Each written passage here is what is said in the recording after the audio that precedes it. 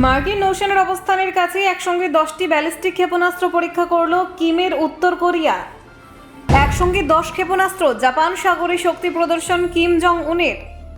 পশ্চিম এশিয়ায় যুদ্ধ আর কোরিয়ায় আগুন, পরপর 10 ব্যালিস্টিক মিসাইল ছুড়ল উত্তর কোরিয়া। আমেরিকা দক্ষিণ কোরিয়ার মহড়ার মাঝেই পাল্টা বার্তা, ক্ষেপণাস্ত্র ঝড় তুলল পিয়ংইয়ং। সতর্কবার্তার 4 দিন পরে বিস্ফোরক পদক্ষেপ, 10 মিসাইল ছুড়ে চমক দিল কিম।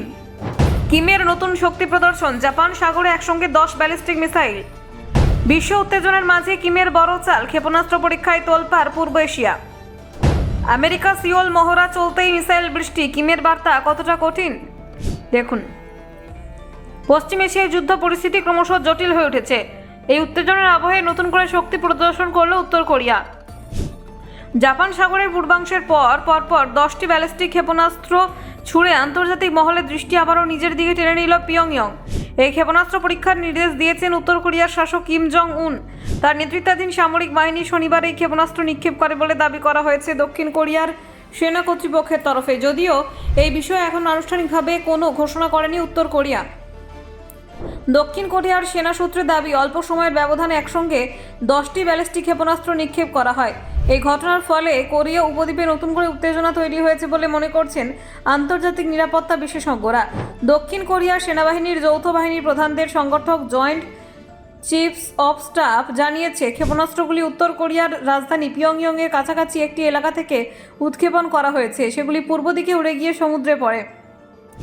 অন্যদিকে জাপান সরকারের পক্ষ থেকে এই ঘটনার বিষয়ে সতর্কবার্তা দেওয়া হয়েছে।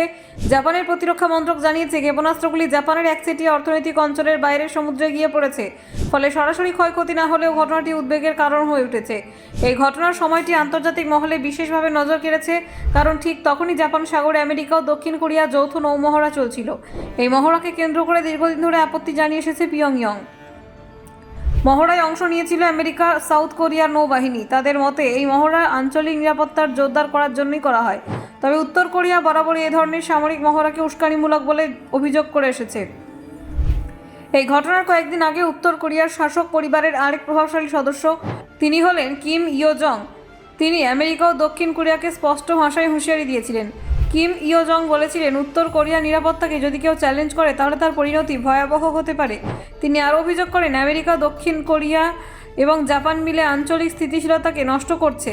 এই সতর্কবার্তার মাত্র 4 দিনের পরেই 10টি ক্ষেপণাস্ত্র পরীক্ষা করল উত্তর কোরিয়া। ফলে অনেক বিশ্লেষকের মতে এটি কেবল সামরিক পরীক্ষা নয়, বরং একটি স্পষ্ট রাজনৈতিক বার্তা।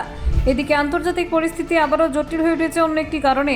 সম্প্রতি প্রকাশিত এক রিপোর্টে দাবি করা হয়েছে, পশ্চিম এশিয়ার ইরানের ক্ষেপণাস্ত্র হামলার আশঙ্কা বাড়িয়ে আমেরিকা তাদের প্রতিরক্ষা ব্যবস্থা পুনর্বিন্যাস করছে। ব্যুরো রিপোর্ট, অজানার দেশে।